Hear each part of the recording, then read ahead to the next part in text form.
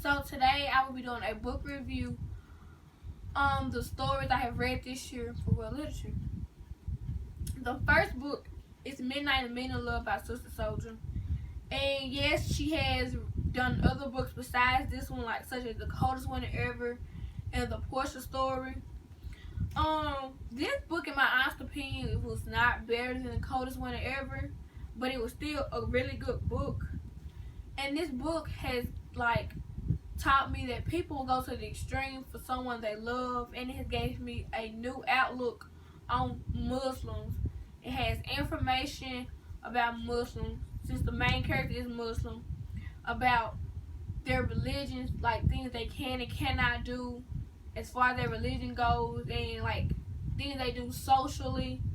So I really suggest you read this book so you can get a better point of view of Midnight than you did in The Coldest Winter Ever. The second book, Don't Hate the Player by Brandy. This book has taught me that people will change over time. It's also an urban fiction story. If you can't deal with sexual content, vulgar language, probably should not read this book. But if you can deal with that, I suggest you read this book, because it's like a roller coaster. It makes you really feel like you're inside the story, and it gives you real insight on things that happens today as we know it. And yeah, I suggest you read this book. Larceny by Jason Poole. This story is urban fiction, and it taught me you really can't trust anyone, even the people you consider your family. At some point they will turn on you.